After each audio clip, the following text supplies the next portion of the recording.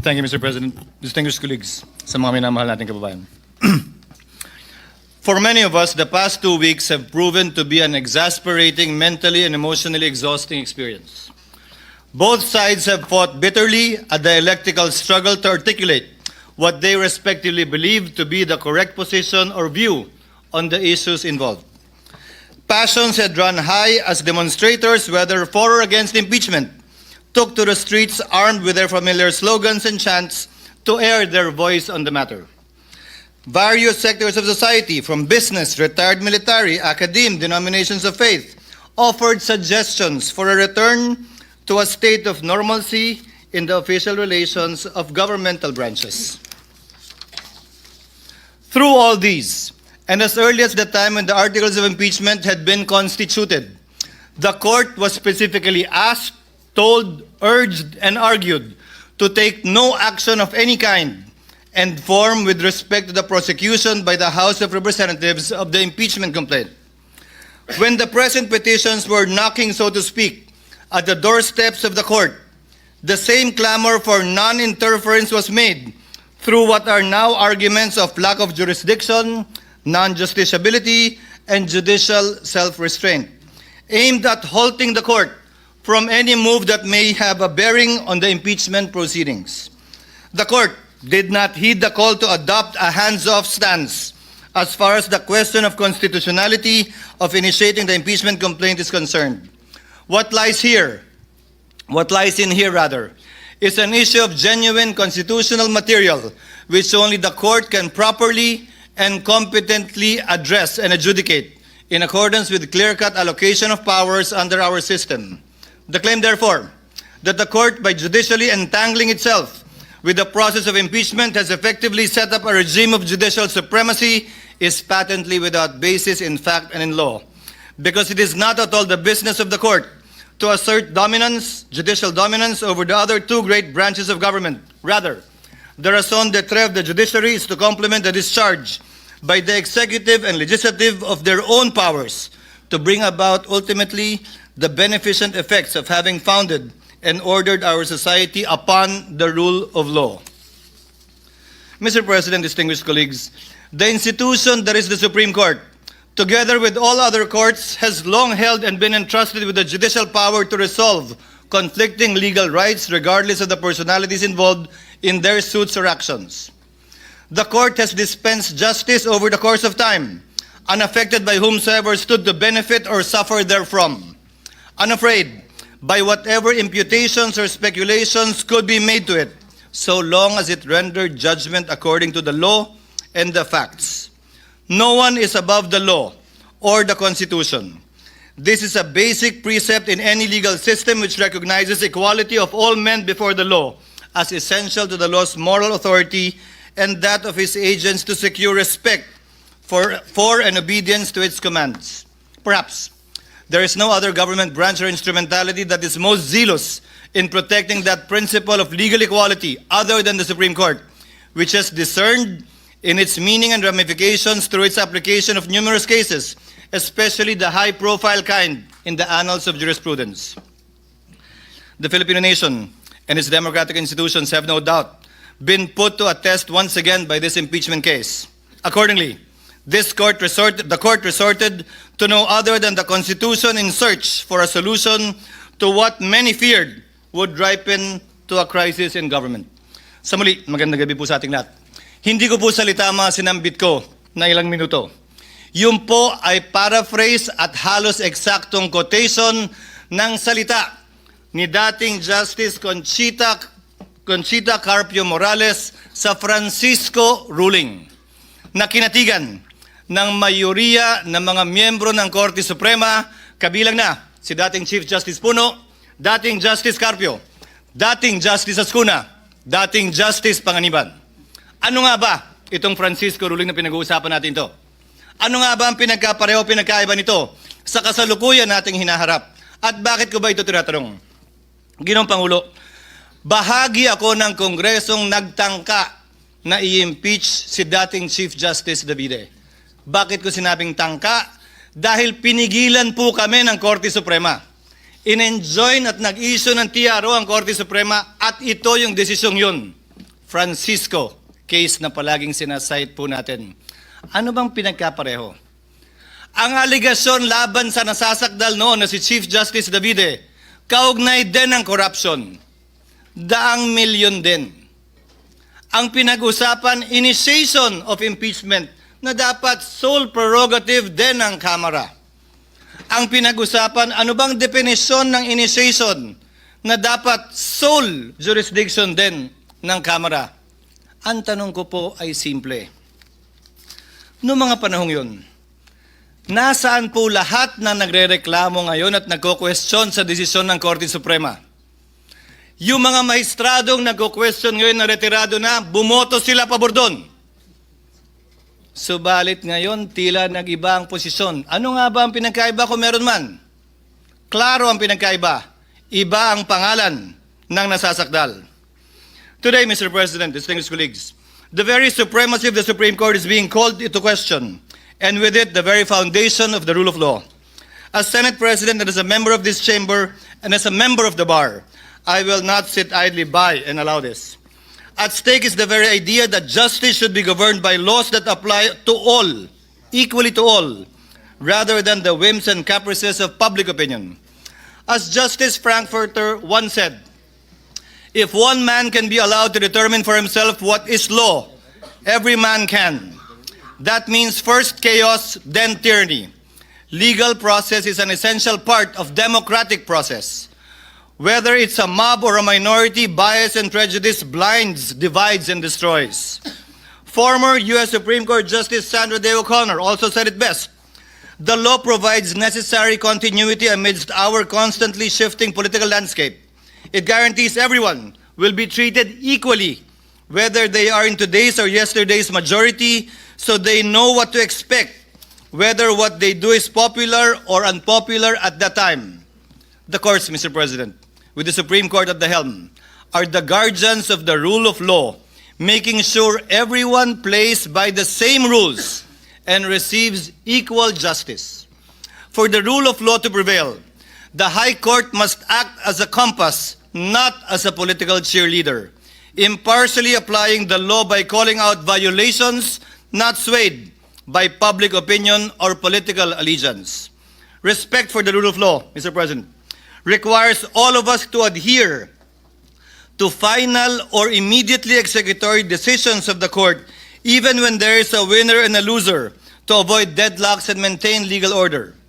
Respect for the rule of law does not bar disagreeing with court decisions, nor from forming our own opinions on the meaning and intent and letter of the spirit of the Constitution. However, we must also have the humility to accept when we are wrong once the Supreme Court has already decided. Respecting the court only when you win or when it aligns with your belief is not respect for me. It is plain arrogance, or if at all, a power play. Cherry-picking court rulings destroys the judiciary's purpose. Disobeying the High Court's decision is a violation of the law, because under our Constitution, decisions of the Supreme Court form part of the law of the land. I made these remarks, Mr. President, amidst recent calls for this august body to disregard the Supreme Court's recent ruling in Duterte v. HOR. These calls for judicial disobedience have been aided and abetted by so-called legal luminaries and experts who fancy their wisdom and knowledge of the Constitution as better, higher, more supreme than that of the Supreme Court. Miyembro po ba sila ng Supremist Court? Miyembro po ba sila ng Super Supreme Court? Sa pagkakaalam ko po, iisa lamang ang Korte Suprema. At ayon sa ating konstitusyon, Korte Suprema ang bukod tanging pwedeng makapagsabi kung ano ang kahulugan ng ating saligang batas. Walang iba. Allow me to demonstrate, for example, Mr. President, the legal gymnastics these people have been undertaking. In the past, and I have borne the brunt of this, sabi nila, forthwith ang sinabi sa Senado, ibig sabihin yan agad-agad. Despite the rulings of the Supreme Court that say it is within a reasonable time. Pero doon na tayo sa agad-agad. Sabi ng rules ng House, dapat i-refer ng SecGen immediately sa Speaker. 2 buwan bago niya ginawa yon. Oh, okay lang sa kanila. Hindi naman sila nagreklamo. Immediately po ang gamit, ha? Hindi forthwith. Sabi naman ngayon ng Korte Suprema, immediately executory. Ay, teka lang. Hintayin muna natin. Hindi ba final? Kapag ka-convenienteng gamitin yung mga salita pabor sa posisyon nila, edi okay lang. Kapag ka hindi naman, ay hindi rin. Hindi po ganun dapat yon. Hinihiling nila ngayon sa Senado na ipagpaliban muna ang anumang aksyon para intayin ang anumang desisyon ito kaugnay sa motion for reconsideration na inihain ng Kamara sa Korte Suprema. Subalit tulad ng naipaliwanag na kanina kaugnay ng motion na pinagbobotohan natin ngayon, kung magbago man ang Korte Suprema sa kanilang desisyon na unanimous noong July 25, 2025, meron pong paraan at proseso pa ang Senado para sundin ang bagong desisyon yan ng Korte Suprema kung sakasakaling mangyayari po yan. In the past, it was also said, nauna nagsalita si Senator Bato, bawal daw at walang karapatan mag-motion ang sinumang Senator Judge dahil trabaho daw ng depensa yon. Eh bakit yung mga parehong tao yung pinag-uusapan? Dapat maghain tayo ng motion for reconsideration. Hindi ba trabaho din ng prosecution yun? Hindi naman po pwede na pwede lang pag kayo, hindi na pwede pag iba.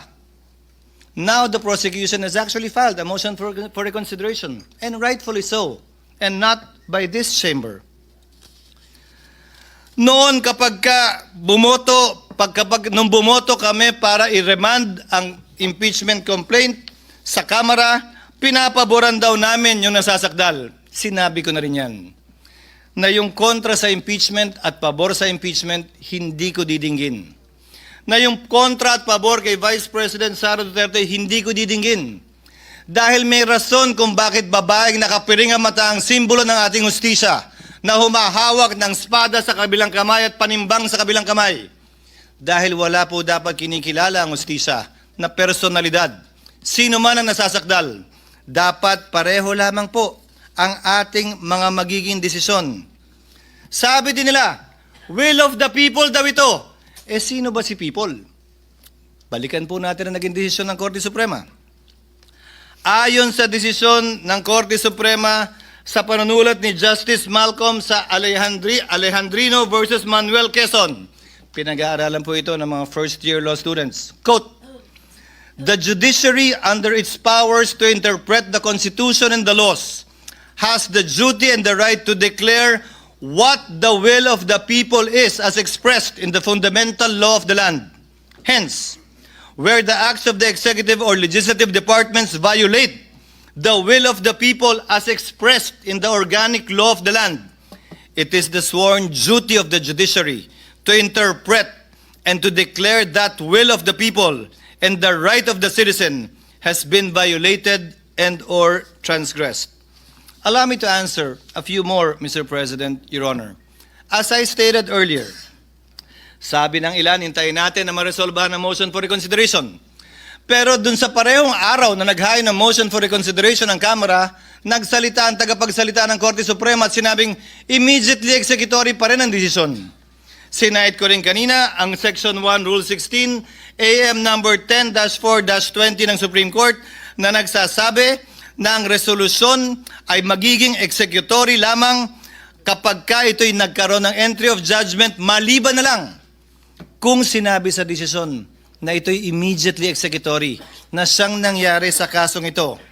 Binanggit din kanina ni Senator Cayetano ang Section 4, Rule 39 ng Rules of Court na nagsasabi na immediately executory na mga desisyon ay hindi kailangan maghintay na maresolbahan anumang apela o motion for reconsideration na nakabinbin.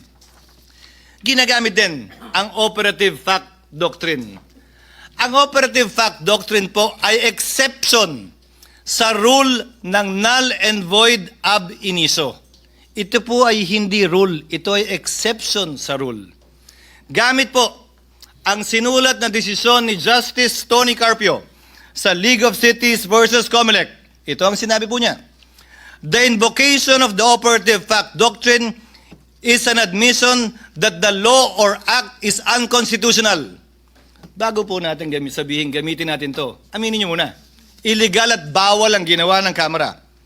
Sa parehong desisyon, sinabi din ni Justice Carpio, it will open the floodgates to wanton enactment of unconstitutional laws and the commission of unconstitutional acts and a mad rush for their immediate implementation before the court can declare them unconstitutional. This view, according to him, is an open invitation to serially violate the Constitution and be quick about it, lest the violation be stopped by the court. Sinabi din po ni Justice Carpio sa desisyong Aralio versus Aquino, those who acted in bad faith with gross negligence cannot invoke this doctrine. Hindi po pwedeng pakinabangan nung taong gumawa ng unconstitutional at illegal act ang doktrinang ito. Pwede lamang po itong gamitin ng mga partidong walang kinalaman dun sa ginawang mali, masama o di naaayon sa saligang batas. Ika nga, he who comes to equity must come with clean hands, and he who seeks equity must likewise do equity. Mr. President, distinguished colleagues, kinondina din ng ilang legal luminaries tulad ng Felconsa na dating pinangunahan ng nanguna sa impeachment complaint na si Speaker Romualdez, ilang taon lamang ang lumilipas, na hindi daw, bagong requirement daw ang due process. Dagdag daw ito. Mr. President, Your Honors, they should read Francisco again. They forgot that lack of due process in the impeachment process had been raised and in fact was specifically mentioned in the separate concurring opinions. And allow me to quote the concurring opinion of Justice Panganiban. The due process clause enshrined in our fundamental law is a condition sine qua non that cannot be ignored in any proceeding, administrative, judicial, or otherwise. It is deemed written into every law, rule, or contract, even though not expressly stated therein. Hence, the House rules on impeachment, insofar as they do not provide the charged official with number 1, notice, and number 2, opportunity to be heard prior to being impeached, are also unconstitutional. Needless to say, the due process limitation on the impeachment process was already discussed in Francisco. May pumalag ba nun? Wala. Yung nagre-reklamo ba ngayon kaugnay sa bagong requirement yung due process, nag-react nung sinulat ito at naging bahagi ng Francisco ruling? Hindi ko rin po napansin. Sinabi din po ng ilang legal luminary, partikular binanggit din ito ni Speaker Romualdez, when the court begins to create rules on how it and other high officials may be impeached, it risks writing the terms of its own immunity. This point was also discussed in Francisco. Ang sabi ng korte nito, illogical ito at non-sequitur. Alalahanin po natin. Hula lamang yung gagamitin din ito pabor sa kanila. Sa kaso ng Francisco, nakaupong Chief Justice ang nasasakdal. Pero sinabi mismo ng korte, hindi bale yan. Hindi namin pinapaboran ang kabaro namin sa pagbaba namin ng desisyong ito. Mr. President, the Constitution establishes a system of checks and balances, not a system of retribution. Threatening the Supreme Court with impeachment simply because one disagrees with the ruling is a dangerous assault on our constitutional order. The Senate, Mr. President, stands ready to uphold the integrity of the Constitution as well as the institutions created under it. My dear colleagues, we are told that to honor the court's ruling is to betray the truth, that by choosing fidelity to the law, we somehow abandon accountability, but nothing for me could be further from the truth. To disregard the ruling would not only defy the Constitution, it would drag the nation into a crisis it can ill afford. It would erode the authority of our laws, embolden those who believe they are above it because they know it all or simply know better. To those seeking to disregard the Supreme Court's decision, I ask these simple questions, Mr. President. Again, in light of the Francisco ruling on former Chief Justice Davide, and it was okay then because they did not want then Chief Justice Davide to be impeached. Are you truly for accountability or simply anti-Duterte? Do you truly respect and want to preserve the Constitution, Or you simply hate the Vice President? Are you serving the nation's interest or protecting and pursuing your own personal ambitions or agenda? Are you fighting for truth or are you simply after revenge? Do you really want a trial or do you just want a conviction? Do you really believe that we are wrong or do you simply think and feel entitled and believe that you are always right? Remove the name, Mr. President, of the Vice President in this case. Apply the decision of the High Court, as Senator Cayetano said earlier, to another impeachable official. Would our positions, would your positions be the same? When I was faced with this situation, Mr. President, I respected the court's decision, even if I disagreed with it. I am still voting to respect that court's decision. As quoted at the start of my speech, Mr. President, the dispensation of justice over the course of time should be unaffected, whomsoever stood to benefit or suffer therefrom. The courts should be unafraid of whatever imputations or speculations could be made against it by those disagreeing. I will not cast a vote that says complying with the Supreme Court ruling is optional. Anyone who will say, I will respect the Supreme Court today and condemn it tomorrow, is not showing fidelity to the Constitution. It is submission to the passions of the day, to the shifting winds of public sentiment that may or may not be just. Fidelity to the Constitution, Mr. President, must prevail even when it is unpopular, inconvenient, or misunderstood. In fact, Mr. President, distinguished colleagues, it must prevail especially when it is unpopular, when it is inconvenient, and misunderstood. Finally, Mr. President, let today's verdict be a stern and unequivocal warning to anyone who would dare use the Senate for their personal battering ram to further their personal political ambitions. To the House of Representatives, I say, do not allow yourselves to be used for the blind hatred and ambition of a few who did things haphazardly, gravely abused their discretion, and violated due process rights under the Constitution as found by the High Court itself. In spite of all these, you expect everyone to roll over in obedience. When we did not, you moved hell and high water to destroy personalities, malign reputations, and tarnish institutions. To these people, I say this: the Senate is not your playground to run after your political enemies. We are not an accomplice in any grand scheme. While others may be willing to play your game, I am not. I will never bow to a mob. I will never cower to the shrillest of voices. Let history, Mr. President, record that in this moment, we chose the Constitution. We chose the rule of law by defending the integrity of the Supreme Court and maintaining the system of checks and balances under our Republican system of government. Let this chamber be remembered, not for the passions we inflamed, but for the principles we upheld. I vote yes to the motion, Mr. President. I vote yes to the rule of law, yes to the Constitution, yes to the supremacy of the Supreme Court in interpreting it. Thank you, Mr. President. Thank you, Senate President.